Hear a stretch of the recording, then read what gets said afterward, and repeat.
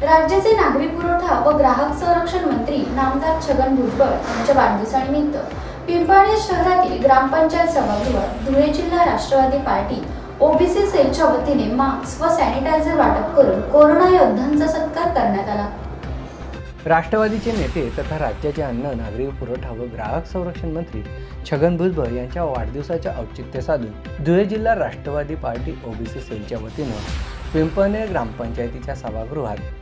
भव्य कार्यक्रमात पिंपळनेर शहरातील योद्धांचा सन्मान करण्यात आला।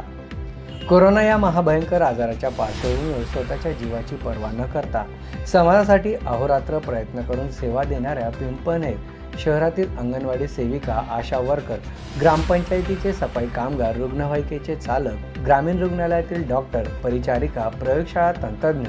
आरोग्य सेविका, पोलीस, पत्रकार आदींचा कोरोना योद्धा म्हणून सन्मान करण्यात आला।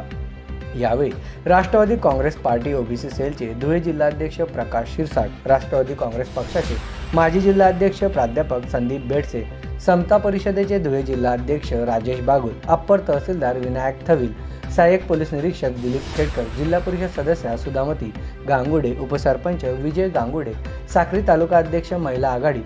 प्राजक्ता देसले, पिंपळनेर शहराध्यक्ष मनीषा शिंदे यांच्या हस्ते सन्मानपत्र, मास्क व सॅनिटायझरचे वाटप करण्यात आला। यावेळी अंगणवाडी पर्यवेक्षिका सोनल देसले, राष्ट्रवादी युवक काँग्रेस जिल्हा उपाध्यक्ष राकेश शेवाळे, माजी उपसरपंच विनोद कोठावदे, ग्रामविकास अधिकारी डी चौरे, अल्पसंख्याक आघाडीचे वाजिद पठाण आदी मान्यवर उपस्थित होते। MDTV साठी विलास पवार, पिंपळनेर तालुका प्रतिनिधी।